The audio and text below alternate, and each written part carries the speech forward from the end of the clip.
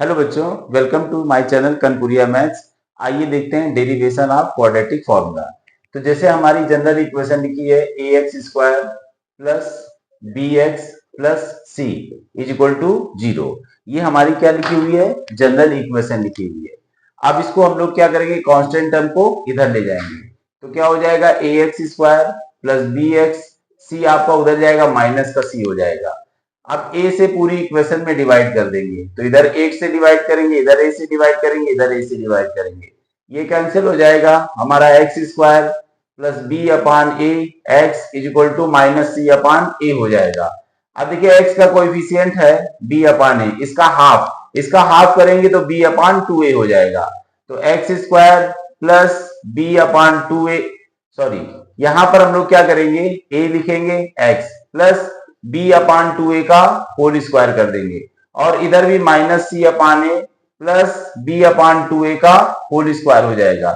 अब देखिए क्या ये फॉर्मूला बन जाएगा x plus B upon 2a का होल स्क्वायर। देखिए ये a स्क्वायर है, ये b स्क्वायर है प्लस 2ab का फॉर्मेट है और यहां पर क्या हो जाएगा? माइनस सी अपान ए प्लस बी अपान, अब देखिए b का स्क्वायर क्या हो जाएगा? b स्क्वायर और 2a का स्क्वायर क्या हो जाएगा? 4 स्क्वायर। फिर एलसीएम ले लेंगे 4a स्क्वायर, a से डिवाइड करेंगे तो 4a का c में मल्टीप्लाई होगा तो माइनस का 4ac plus 4a square divide हो जाएगा तो ऊपर कितना बचेगा? b square. अब देखिए b स्क्वायर को हम लोग क्या कर देंगे? पहले लिख देंगे, माइनस 4ac को बाद में लिख देंगे। नीचे हमारा कितना है? 4a square. अब यहाँ पे क्या है? x plus B upon 2a का होल स्क्वायर है। अब देखिए इधर स्क्वायर हटाएंगे तो इधर स्क्वायर रूट लग जाएगा। तो इसको हम लोग कैसे सॉल्व करते हैं देखते हैं आगे। यहां पर स्क्वायर हटाया, स्क्वायर रूट लग गया तो यहां पर क्या हो गया? x plus B upon 2a is equal to plus minus under root B square minus 4ac upon क्या हो जाएगा? 4a square. अब देखिए x इज इक्वल टू, यहां पर हम b अपान 2a उधर चला जाएगा तो माइनस का b अपान 2a हो जाएगा, फिर प्लस माइनस। अब देखिए ये अंडर रूट के अंदर ही रहेगा, b स्क्वायर माइनस 4ac। अब 4a स्क्वायर था, ठीक है, तो 4a स्क्वायर बाहर आया तो कितना हो गया आपका? 2a। अब यहां से 2a हमने क्या कर लिया? कॉमन कर लिया तो इधर क्या बचा? Minus b plus minus under root B square minus 4a।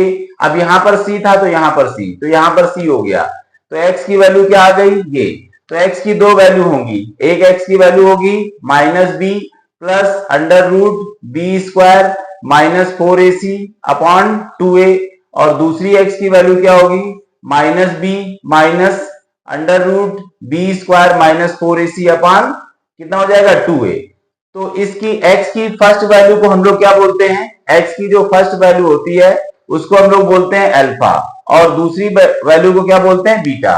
तो x के टू रूट्स निकल आते हैं, एक रूट आपका अल्फा होता है और एक रूट बीटा होता है। अब इसमें तीन कंडीशन डेवलप होती हैं। कंडीशन क्या होती है?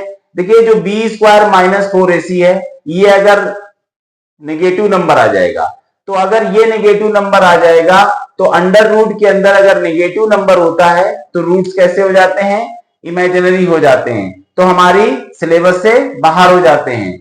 तो हम लोग वहां पर क्या लिखेंगे? Roots does not exist. और बी स्क्वायर माइनस 4ac को हम लोग क्या बोलते हैं? डिस्क्रिमिनेंट। डिस्क्रिमिनेंट ये रूट्स का नेचर बताता है।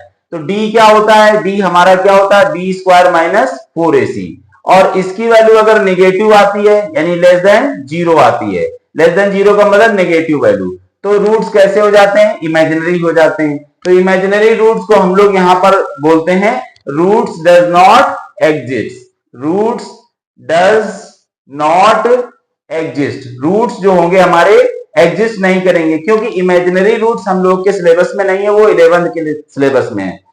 अब हम लोग क्या करेंगे? अगर इसकी वैल्यू पॉजिटिव आती है तो पॉजिटिव वैल्यू अगर आती है तो d की वैल्यू अगर d is equal to B square minus 4ac, इसकी वैल्यू अगर क्या आती है? ग्रेटर देन जीरो, पॉजिटिव आती है। ग्रेटर देन जीरो का मतलब पॉजिटिव। तो रूट्स कैसे होंगे? इसके रूट्स रियल होंगे। पहली बात तो रूट्स कैसे होंगे? रियल होंगे। और दूसरी बात इसके रूट्स कैसे होंगे? अनइक्वल होंगे, यानी वो इक्वल नहीं होंगे। इसी तरह से अगर इसकी वैल्यू क्या आ जाती है? जीरो आ जाती है। इसकी वैल्यू अगर कितनी आ जाती है? बी स्क्वायर माइनस 4ac यानी डी की वैल्यू कितनी आ जाती है? जीरो। तो रूट्स रियल होने के साथ साथ इक्वल भी होंगे। तो ये डी जो होता है ये डिस्क्रिमिनेट करता है, यानी नेचर बताता है कि क्वाड्रेटिक इक्वेशन का नेचर कैसा होगा। अगर माइनस में आ जाए तो रूट्स एग्जिस्ट नहीं करेंगे, वो क्लास 11 में हम लोग निकालेंगे, इमेजिनरी रूट्स हो जाएंगे और हमें यहाँ रियल रूट्स तक पढ़ना है। तो यहाँ पर अगर b square minus 4ac negative आ जाता है तो क्वेश्चन को हम सॉल्व नहीं करते हैं, लेकिन अगर बी स्क्वायर माइनस 4ac की वैल्यू पॉजिटिव या जीरो आती है तो आगे हम क्वेश्चन को सॉल्व करते हैं।